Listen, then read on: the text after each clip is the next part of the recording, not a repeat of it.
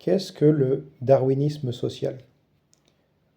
Le darwinisme social, contrairement à ce que son nom indique, n'est pas une doctrine qui nous vient de Charles Darwin, mais de son cousin Francis Galton. Le darwinisme social, le darwinisme, ce n'est pas le darwinisme social. Pour Darwin, ce sont les espèces les plus adaptées à leur environnement qui survivent. Il n'est pas question d'une espèce plus forte qu'une autre. Chez Darwin, il est question d'adaptation à l'environnement. Il est même question, semble-t-il, de coopération et même de soins des plus faibles dans le domaine qui est propre de l'homme et de la culture, enfin, en tout cas, une partie de l'évolution culturelle de l'espèce humaine est liée aux soins des plus faibles, chez Charles Darwin, et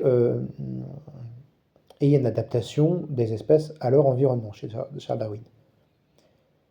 Mais le truc, c'est que vous avez son cousin, qui s'appelle Francis Galton, qui est un scientifique lui aussi, qui s'intéresse à la biologie de son côté, qui s'intéresse aux questions biologiques, mais qui est aussi dans le domaine des sciences de la Terre, de la géographie, de la géologie, de la météorologie, qui s'appelle Francis Galton, qui a apporté des contributions scientifiques dans le domaine des sciences naturelles, notamment sur les anticyclones, par exemple, qui, lui, a développé cette théorie-là.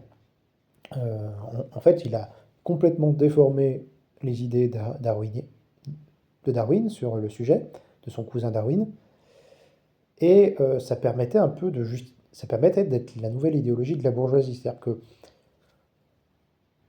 traditionnellement, la classe dominante, elle utilise une idéologie pour justifier sa domination de classe. En tout cas, essentiellement, si vous prenez ce qui fonctionnait très bien, par exemple, pour la société d'ordre, qui est la religion, hein, le christianisme, l'islam ou autre.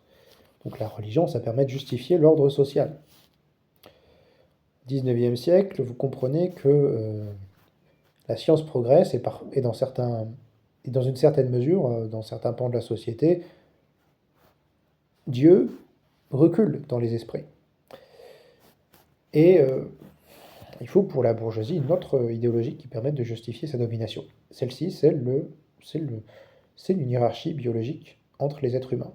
Ça permet de justifier et le colonialisme, avec des peuples inférieurs et des peuples supérieurs destinés à les dominer, et le capitalisme. Si t'es pauvre, c'est que tu es un être inférieur. Et si tu es riche, c'est que tu es un être supérieur. C'est ce genre de choses.